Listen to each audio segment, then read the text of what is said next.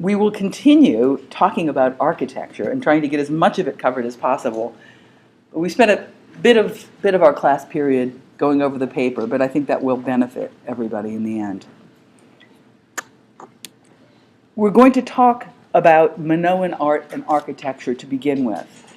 And ancient Minoa is part of a Bronze Age civilization in the Mediterranean, located in Crete, which is an island to the south of Greece, right over here.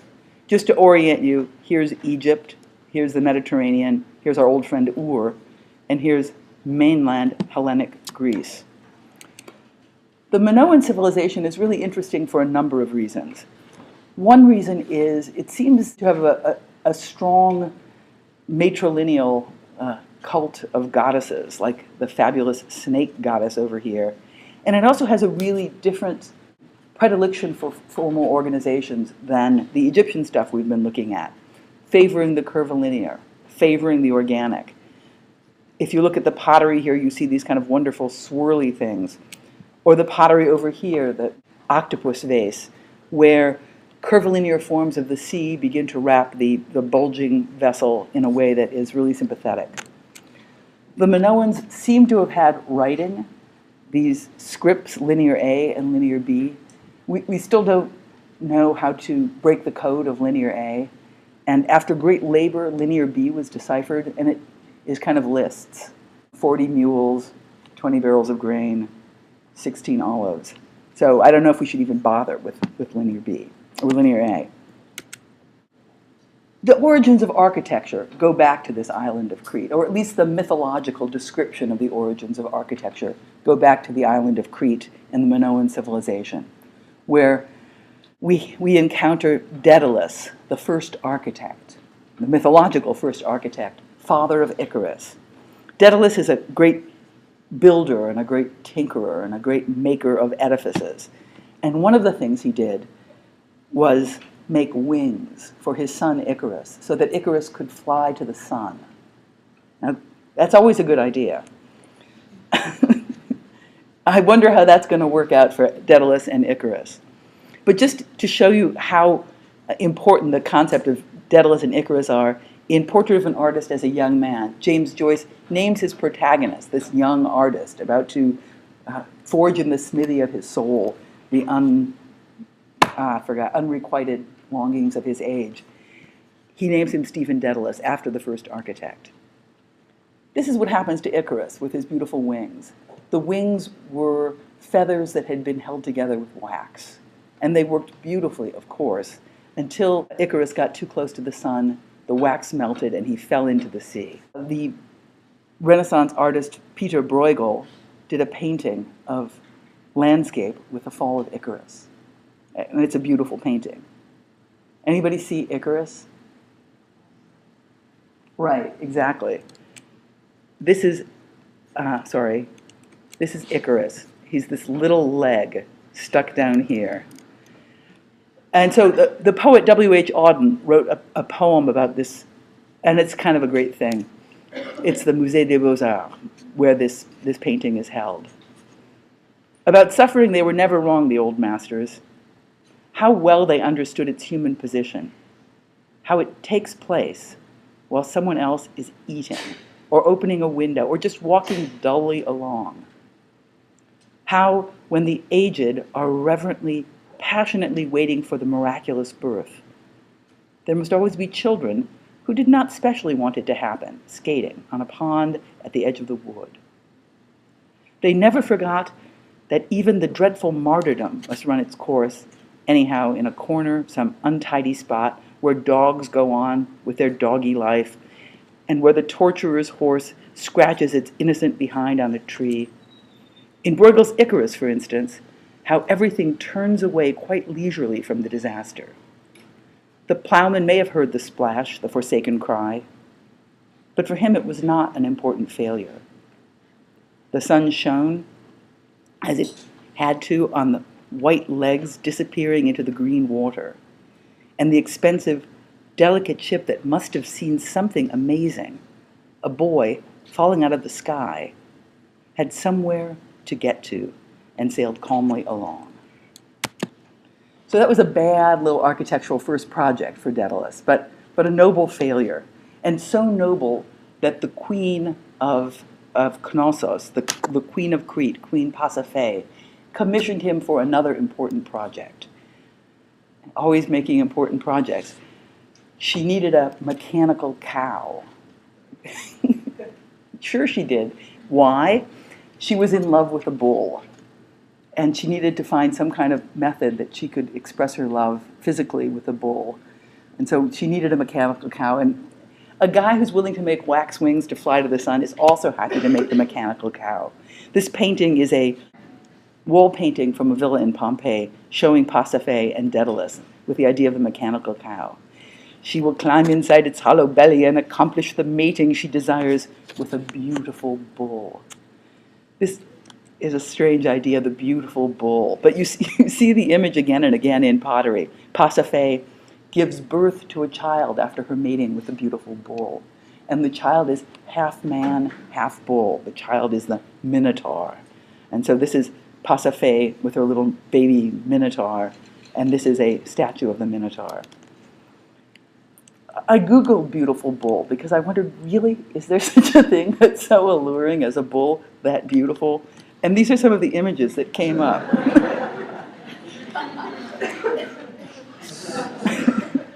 But I think probably this is the kind of beautiful bull she saw. This is a Belgian blue bull, which is famous for its genetic abnormality that causes the suppression of myostatin, which in turn causes a phenomenon known as double muscling. That's a beautiful bull. And this whole myth of the Minotaur, the whole myth of the enchantment of Pasiphae, enchanted so that she would fall in love with this bull, that was her doom, fascinated Picasso. And Picasso is probably one of the great pornographers of our age. If you like pornography but don't like art, Picasso will turn you around on that. So, so here Picasso is drawing a kind of scene of the mating of the bull and the queen inside the mechanical cow. And he's just crazy about that theme over and over again. So there's this mythological origin to Crete, to Knossos, so much so that the dwelling that was excavated by Sir Arthur Evans, one of these Indiana Jones-style archaeologists that came poking around the site at the very beginning of the 20th century, was associated with a labyrinth, another piece of the Minotaur story. Because the Minotaur, of course, being half bull, half person, needed to eat people all the time. You would if you were half bull, half person. And so, once again, Daedalus is called on in the mythological story to build something to contain the Minotaur. Queen Pasiphae did not want to kill the Minotaur because it was her child, after all, but you needed to contain him. And every year you would feed the Minotaur 7 young men and 7 young women, and that would be enough. So this is the palace of King Minos in Knossos, very ancient. And you can see how people would think this is like a labyrinth. It probably wasn't anything like a labyrinth at all. It was probably some kind of very simple domestic space with storerooms. But if you look at the plan, particularly if you look at all these little passageways, all these little rooms, it is kind of like a rabbit warren. And therefore, the notion that this was some kind of device to trick the Minotaur seems plausible, seems like people could have understood that. The civilization of ancient Minoa was periodically interrupted by earthquakes, and ultimately there was a fire in around 1380 BCE that wiped it off the earth, or at least killed everybody, or people dispersed because they were seafaring people. But if you look at the palace at Knossos, you would say it must have been a pretty peaceful place. There are no signs of fortifications. There's no sign of any kind of defensive strategy. It really seems to be very much about an agrarian kingdom, a kind of agricultural kingdom with storerooms and so forth. If we look at the general organization, it's not really that crazy. But for practical purposes, one could call it a fried egg scheme. And so it's a very different kind of organization than the organization we had in Egypt. In Egypt, we had a linear axis, clearly organizing our procession through the building and clearly organizing our understanding of each of the spaces. And here it's a really different kind of organization. We have a very clearly defined center and then a kind of hodgepodge of elements that accrete at the perimeter, kind of like a fried egg. This is the Minotaur finally gets killed by one of the great heroes of Greek mythology. Bye-bye, Minotaur. And this is what the palace in Knossos kind of looks like. And when I say kind of looks like, I mean it was a pile of rubble when Sir Arthur Evans got there in 1900. And quite a lot of what we have is Arthur Evans's reconstruction of it. And all of these early archaeologists were just so kind of willing to invent, so willing to put their own stamp on it. And the fact is, Evans did so much that most of the archaeological work going on in Knossos right now is preserving Arthur Evans' work, his 1900 work, and there's very little money left to actually deal with the ancient Minoan antiquities. I just want to show you some of these images. There's this same sensibility that we saw in the pottery on the wall painting. You know, beautiful curvilinear forms, forms from nature. There's a strange idea about the column, where it tapers at the bottom and flares upward. Evans had fragments. He had column bases, and then he had column tops, and he extrapolated a lot of these geometries. And a lot of the picturesque decoration that we've been admiring is also largely his imagination, or the imagination of these Austrian artists that he had working with him. For example, if you see this famous painting of bull leaping, the little patches of white are the real bits of the fresco, and the brightly colored stuff is the stuff that the Austrians painted there.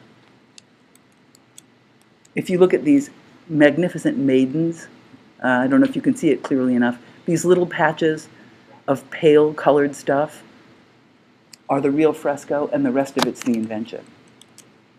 But it's beautiful stuff. Who cares how fake it is?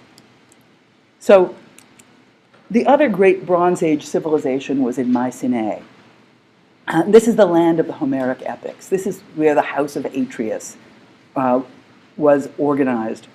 And this is where the palace of Agamemnon and all of the people who went over to Troy to bring Helen back came from.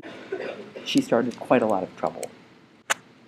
So these are the sites. This is Knossos, where we were before, looking at ancient Minoan civilization. And here we have Mycenae, Athens, and Troy, way over here. You probably know something about the Homeric epics, the Iliad and the Odyssey. The Iliad is all about the Trojan War, all about the battle with the people of Troy to bring Helen back and to reestablish sovereignty. And the Odyssey is all about the sea voyage and coming home. Images of the Odyssey in mythology. There's a great archaeologist also in ancient Mycenae. In fact, this is a man who devoted himself to the study of all the archaeological sites related to the Homeric epics. So he is kind of the great excavator of Troy, but he also excavated Mycenaean sites, the cities of Mycenae and Tiryns. Heinrich Schliemann, very fancy man, I might add. He started stacking groceries and hurt his arm stacking groceries. So then he cornered the gold market in San Francisco, which is a nice way to move up in the world.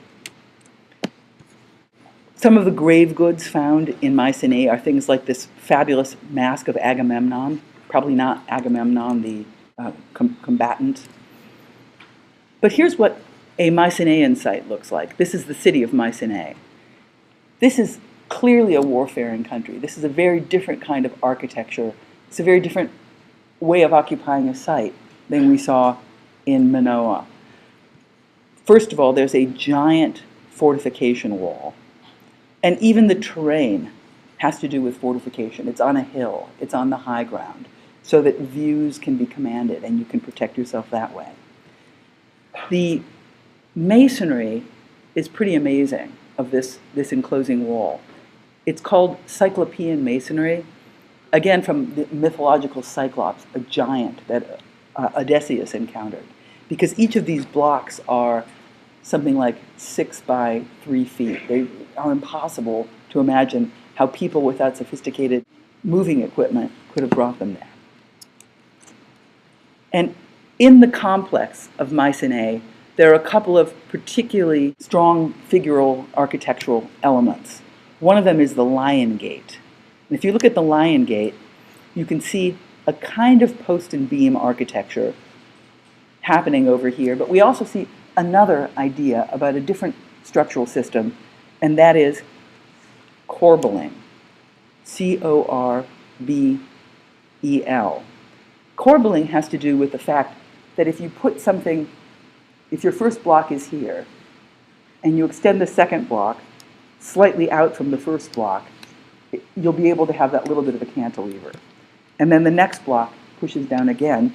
And so through slightly displacing each block with respect to the next one, you begin to get a structure. You begin to get something that spans. So there is a kind of hybrid system of post and beam and corbelling going on here. This is Mr. Schliemann climbing around on his lion gate. And here is a view of the procession through the lion gate. And as you move through the lion gate, you're coming into various deeper parts of the site, particularly something that is called by Schliemann the Treasury of Atreus. We see this kind of corbelled opening over here. And when we come into the Treasury of Atreus, it's probably not a treasury at all. It's probably a tomb. But the corbelling strategy that we saw happening plain in the archways now is happening three-dimensionally. So we get a corbelled dome. This entire beehive dome is created through this slight displacement of blocks. And it's an amazing span. It is 47 feet in diameter. That's kind of amazing for people, again, with very, very primitive technology to build something like that. And it's very high, 43 feet high. So here's a plan that shows you the procession through the channel in the rock, through the little entryway, the little triangular entryway, and into the tomb. So most of the architecture that we have is monumental or palatial. It is a fact with architectural history that not that much everyday, ordinary architecture remains to us. However, we do have some evidence of what dwellings looked like in ancient Mycenae, and that is this simple single-cell dwelling called the megaron. And for those of us who look for origins, and that is everybody who thinks about architectural history, the megaron is pretty interesting because it's so early and it's so elemental. I mean, if you look at the megaron, it's almost like the little diagrams we were doing, with a square and a circle in the center of the square and an axis penetrating through that. So this centerpiece would have been a void wrapped by a lower space. And it kind of gives you everything you need to understand the basic organization of an architectural procession. You have a really clear idea of center and enclosure, but you also have axis and procession, establishing hierarchy and frontality. So we went quite quickly through ancient Mycenae and Minoan civilizations. But when we come back next time, we will talk about the architecture of Hellenic Greece. And by Hellenic Greece, I mean the mainland culture of the Greeks. Bronze Age civilization in the Mediterranean, located in Crete, which is an island to the south of Greece, right over here. Just to orient you, here's Egypt, here's the Mediterranean, here's our old friend Ur, and here's mainland Hellenic Greece. The Minoan civilization is really interesting for a number of reasons. Of linear A, and after great labor, linear B was deciphered, and it is kind of lists. 40 mules, 20 barrels of grain, 16 olives. So I don't know if we should even bother with linear B, or linear A. The origins of architecture go back to this island of Crete, or at least the mythological description of the origin. One reason is it seems to have a strong matrilineal cult of goddesses, like the fabulous snake goddess over here. And it also has a really different predilection for formal organizations than the Egyptian stuff we've been looking at, favoring the curvilinear, favoring the organic. If you look at the pottery here, we will continue talking about architecture and trying to get as much of it covered as possible. We spent a bit of our class period going over the paper, but I think that will benefit everybody in the end. We're going to talk about Minoan art and architecture to begin with. And ancient Minoa is part of you see these kind of wonderful swirly things. Or the pottery over here, the octopus vase, where curvilinear forms of the sea begin to wrap the bulging vessel in a way that is really sympathetic. The Minoans seem to have had writing, these scripts, linear A and linear B. We still don't know how to break the code